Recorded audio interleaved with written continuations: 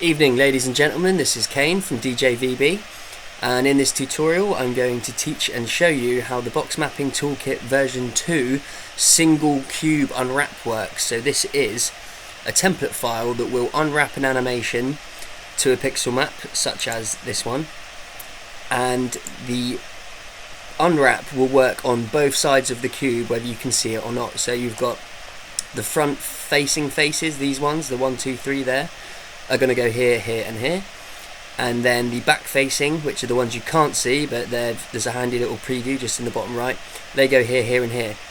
And the reason for that is just to give you more versatility and give you all the faces. If you were to do for instance a multi-projector projection map and you wanted every single side to be visible, then you kind of have now two perspectives where people could be walking, let's say in a festival.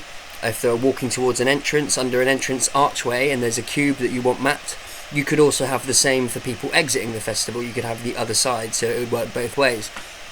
So how this works is we have our left side, we've got all the compositions all numbered so you know which order to do them in.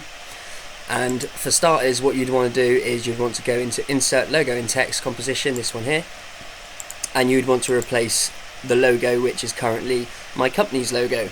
So you could replace that for your logo, and then if you for instance wanted to put text into this cube instead, then you just double click and you would change whatever's in here to, I don't know, let's say DJVB, and you can of course you can change the font and whatnot over here.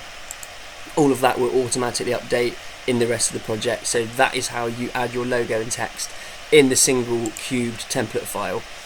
In the multiple cube structure builder file, it is way more complicated, and we'll get to that in the next tutorial because we're going to completely cover that tool. But for now, that is how you change your logo and text in the single cubed template. So moving on to step 1, we'll get started. So on the left here is the control layer, and I'm gonna just quickly lock it to my effects, so no matter where I go I can always see the DJVB Box Mapping Toolkit 2.0 effect up here, which is going to be handy when I'm just jumping around and showing you guys exactly what everything does. So in step 1 we have complete control over the animations, and we have complete 360-degree control of which way it pans and tilts. We can independently pan and tilt it regardless of those settings. So if for instance we don't like the orientation and we want to just knock it another 90 degrees round, we can do that completely independently. There is a whole host of settings which I'm going to run through now. So first of all, we have cube animation up here in the display controls rollout. So if we go in here and it's set to number 6, which I know to be the electric arcs one. If we would set it to number 3, that is ball cloth. It's like a ball that is trapped inside a cloth box. And there we go, that looks absolutely lovely. So that is how you change the cube animation style here. For instance 24, that is the all-seeing eyeball. There we go. Okay, so I'm going to put it onto just one more to show you guys. Let's go for 36, which I believe is the water swilling crate scene. There it is. Okay, so it's a crate. Now if we jump forward in the animation, all the animations are 448 frames long, and the reason for that is because it ties in very nicely with 128 beats per minute. It gives you 14 frames per beat, which is an animation technique I tend to stick to because it works really well. So everything is in multiples of 14. Not that that makes a difference to you guys, because you shouldn't really need to mess with it, but just in case you wondered, all the animations are 448 frames, and you can see here what this one is. It's liquid that is inside a crate. So to continue demonstrating this scene, what I'm going to do is I'm going to put it on 10. So down again we have cube display high quality. Now you can knock it up to high quality plus motion blur, or you can knock it down to low quality, which will just update here, and it will just render everything slightly faster, or you can knock it down to preview mode. Sometimes the way Element works, it's slightly difficult to see what's going on because there's illumination, so I'm just going to leave it in high quality. I'd be very dubious of playing around with high quality and motion blur whilst you're working, just because it will slow things down and it's not exactly necessary while you're working. Finally, you can disable the cube entirely, which is actually a very fast way to work. If you come down to the next rollout, you can tick UVW guide overlay, and what this does is it just shows the orientation of the cube like so. Okay, so next we're going to turn on all our overlays. We're going to turn on the pan and tilt info overlay, and we're going to turn on the pan and tilt sliders overlay, just so you can see what those all are. So what that does is it will give us a handy readout up here letting us know what the pan and tilt is. There we go. Down here it gives us our a readout of what the text is that we've typed for our logo. That isn't editable, you have to go back and edit it in this composition. And finally we have overlays here, little sliders that just handily show us where we're at with the rotation of the cube. So if, for instance, I mean, we're obviously looking at this from the corner, so that must mean if you look over here we're at 45, that all adds up, so that's great. So if I was to set it, let's say, to 0, 0, we're probably going to be looking flat onto the cube, onto the Y plus face. There we go. And as you can see, all our sliders are updating here. I'm going to turn off our overlays because I actually prefer a cleaner workspace. You can work however you like. And I'll also turn off the UVW guide overlay, and I'll change the cubes back to on, so we can see the actual content that we want to work with.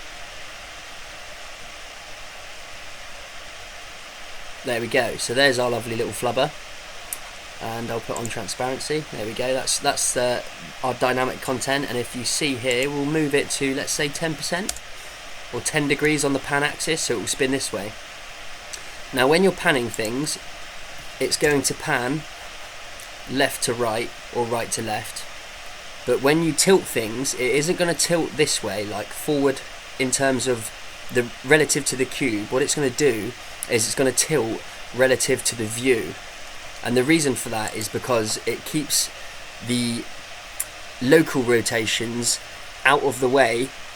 Otherwise you'll get something called gimbal lock, which I won't go into now, but it's a highly complicated mishmash of axes that shouldn't happen, which is why I've coded it not to do that. So we'll go tilt 20, and as you can see here, it's going to tilt about the view. There we go. And it all makes sense with the pixel mapping as well, so all the pre-renders, all those pan tilts are completely related to this file. So if you wanted to recreate anything yourself, you could easily do so. So that's how you pan and tilt the cube. And of course, if you wanted to go up to 90 or beyond, then we're going to start going around to the faces around the back. So we'll go, let's go to 180 on the pan. There you go. We're now on the back side. If I was to show the UVW overlay, we'd be looking at the minuses now. So you have complete control here. I'll put it back to 45, and I'll turn the UVW guide off.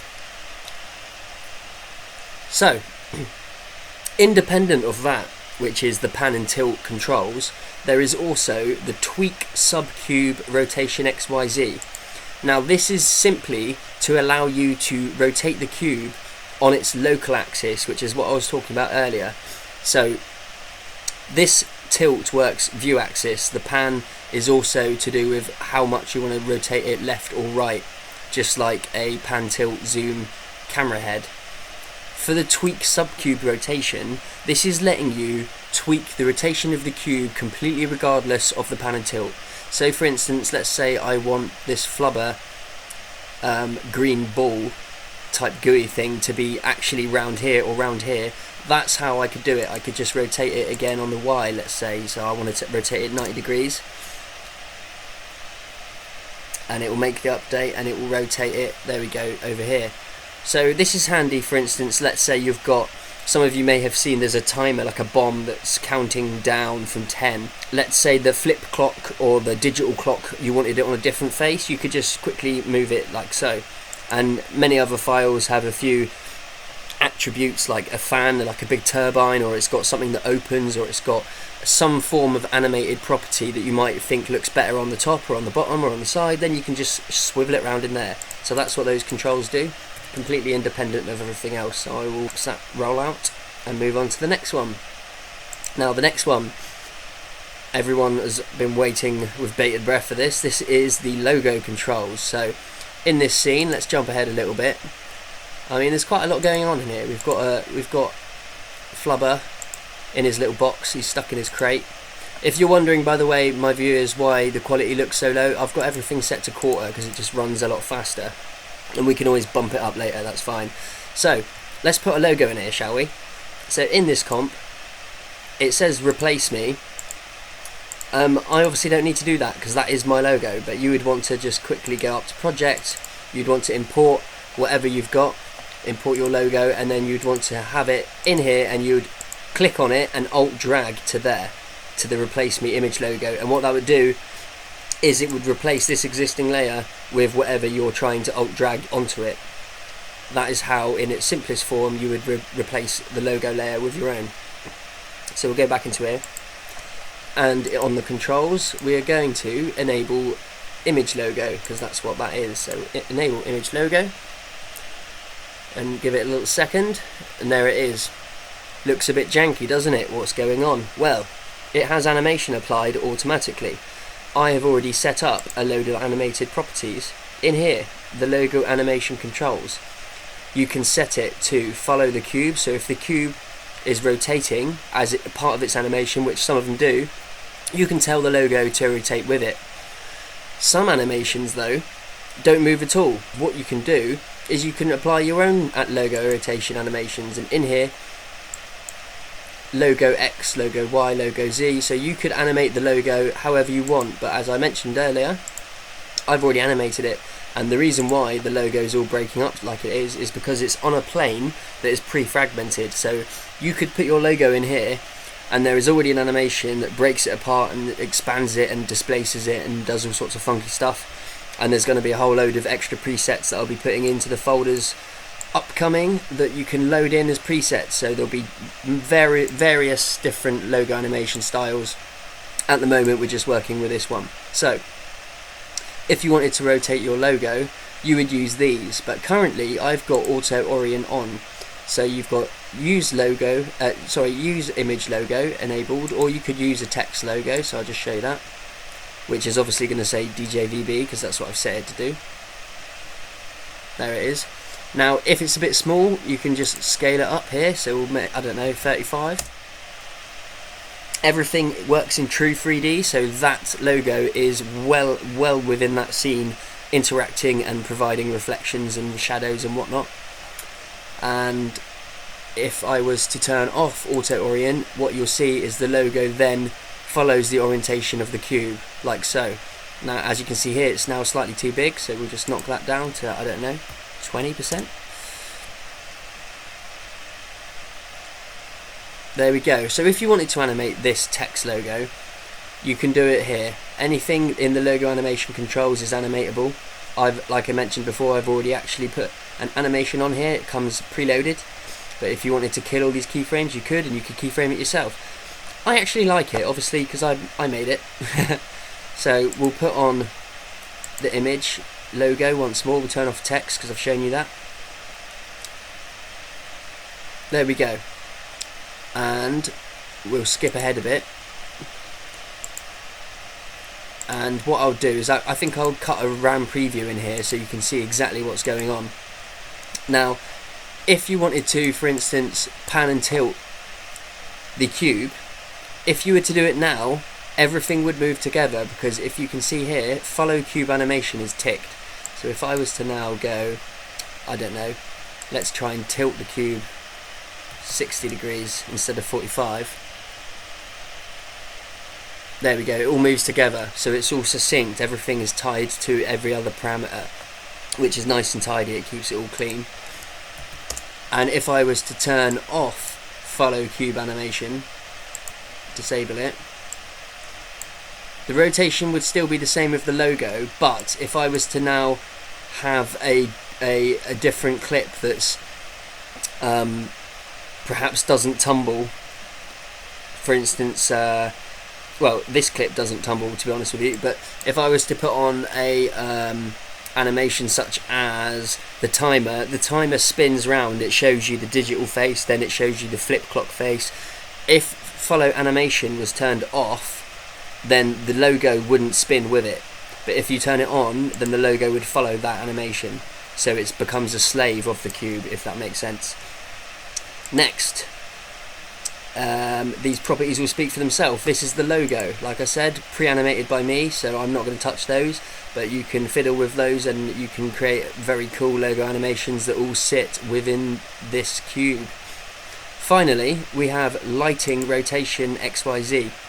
Now, what this does is this will globally rotate the environment and the lighting in all the instances of Element 3D, and it does it all in one handy controller. So if I was to just pan on the Y, if I was just to move the lighting around by 25 degrees, you'll see this update any second, and it's just moved the lights. We'll do it again so it's a bit more obvious.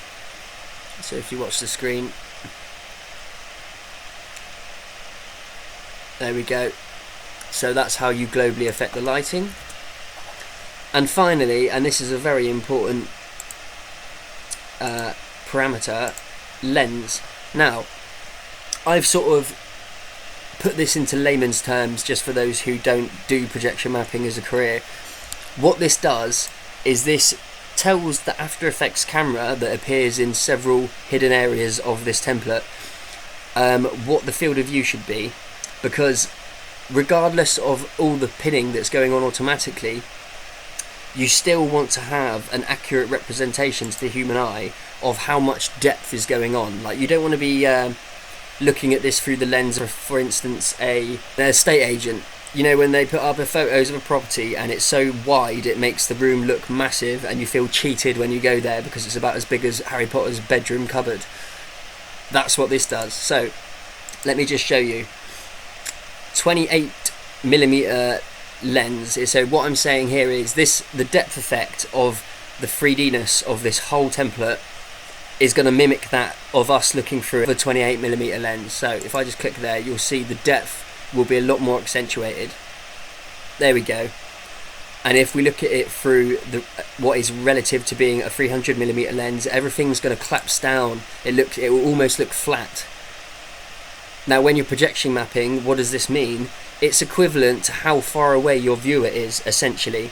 If you're right up and something is about a meter from your face, you have converging lines of perspective which make 3D effects look either really good or really bad, depending how closely they match where your viewer is. So if you've got, for instance, an enormous stage and you're making your stage using the Box Mapping Toolkit version 2, you'd want to have this quite far away, one of these lower ones, because your audience is far away from the stage and therefore the 3D effect shouldn't be that extreme. If, for instance, though, you're mapping, let's say, in a shop window and there's people passing by, you'd probably want to use something closer to around here, something lower, something that's got more 3D perspective, because your viewer is literally, you know, 1 or 2 meters away walking past a window. So it would be more like the human eye, where there's a lot more depth going on. That's what that does, and I hope I've done a good job and not bungled explaining it. It is a little extra feature that most people would forget about, and I'm glad I put it in there because it does make a hell of a difference. So, moving on, and do you know what we'll do? We'll turn off the logo because it does look slightly messy at the moment. Until you can see it in motion, doesn't really help sell my product, does it? So, we'll go on to number 2, step 2, and I'm going to unlock this because we don't need that anymore. That was all. If you're going to control anything, by the way, step 1, main parameters. Step 2, nothing actually goes on in here. I'm just giving you the opportunity to render a pixel map. So if you're going to do some mapping with this, I would highly suggest going composition, save frame as, file. Not that you need to do this because I've included it, so you could just find this asset and take that. But you'd save a frame out and now you have a pixel map as reference with all the digits on it. Brilliant. Love it. Very handy. Thank you very much, Kane. No problem. So, step 3. This is where the gubbins happens, and as you can see we have a control layer that doesn't have many controls. All it says is show the UVWs pinned. So if we click that, it's showing us the pinning of all the faces, and as you can see, everything is pointing up, which is what you want. Now, if you have really extreme angles in here, it's going to look like it's mapped really badly. It isn't. What's happening is pixels are being stretched. There's no way to win really with projection mapping. You are always reassigning pixels to other pixels, so you're going to have loss of information and data, or stretching. That's exactly the definition of projection mapping. So if there's a little janky corner, don't worry. When it's rebuilt and it's pinned in, for instance, Resolume, it will look exactly how it's supposed to look, but you have to just bear with that in this process, because that is by its nature what projection mapping is. And I will just quickly show you what that looks like. So if we'll set this to an angle like 10, and we'll set it to an angle of 10, so it's really, really acute, we're looking at it almost flat on, like that, then what you'll see in here is that it's really stretching those faces. It's stretching of not many pixels into rather a lot of pixels, like so. See how the green faces seem to be okay, and that's because they've got the most stage space, so to speak. So that's how that works.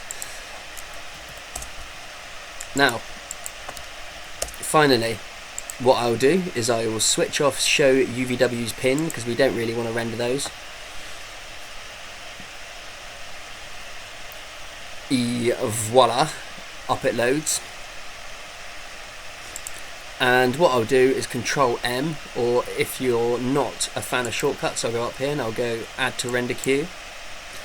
And here is our pixel map as a frame we can save, and here is our clip at whatever angle we've set with all our settings, with our logo, and you can render that out. And that is the conclusion to the first tutorial on how to use the Box Mapping Toolkit version 2. Thank you for watching, and I'll see you in the next tutorial. There is so many features, this is going to take a while. We're just getting started. That is the basics done. The custom structure builder is next, and it is a whopper. See you then.